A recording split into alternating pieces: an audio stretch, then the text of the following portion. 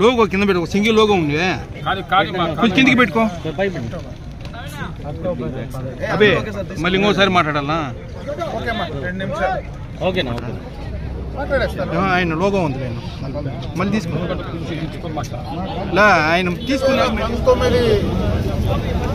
ఎన్నికల తర్వాత తెలుగుదేశం పార్టీ వ్యవస్థాపక అధ్యక్షుడు కృష్ణ నందమూరి తారక రామారావు గారి విగ్రహం ఏదైతే దాదాపు 30 సంవత్సరాల మునుపు ఇక్కడ ప్రతిష్ఠించడం జరిగిందో ఆ విగ్రహాన్ని తీసివేయడం జరిగింది అప్పటి ప్రభుత్వంలో. ఆ రోజే కూడా మేము కలెక్టర్ గారితో చెప్పాం, అక్కడ ఉన్నటువంటి పోలీస్ అధికారులతో చెప్పాం, అయ్యా ఇప్పుడుది కాదు, ఇది ప్రభుత్వం ఏర్పాటు చేసినటువంటి విగ్రహం.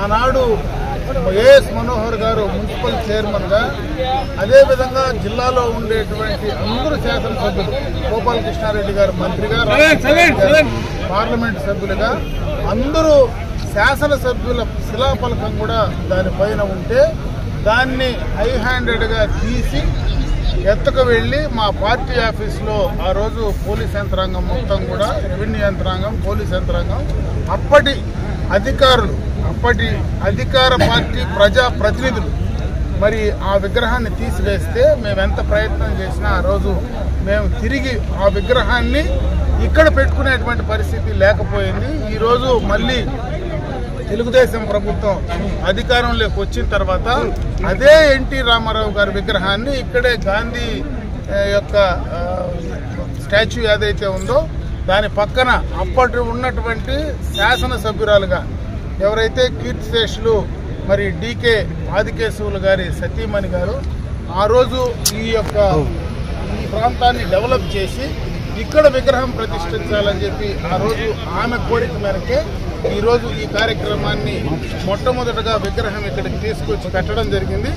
ఈ కార్యక్రమం ఇప్పుడు విగ్రహం పెట్టాం, కానీ ఇక్కడ మళ్ళీ జిల్లాలో ఉండేటువంటి ఇంకా చాలా మంది శాసనసభ్యులందరూ కూడా ఉన్నారు. మేము ఆ రోజు ఏదైతే చెప్పామో ఎన్నికలు అయిపోయిన తర్వాత, ఎలక్షన్ కోడ్ అయిపోయిన తర్వాత ఇమీడియట్గా తీసుకొచ్చి మేము పెడతాం అని చెప్పి ఆ రోజు మేము ఇదే పత్రికా ముఖంలో ఆ రోజు మాట్లాడాం. కాబట్టి ఎన్నికల కోడ్ అయిపోయిన వెంటనే ఈరోజు ఇక్కడ మేము విగ్రహం పెట్టాం.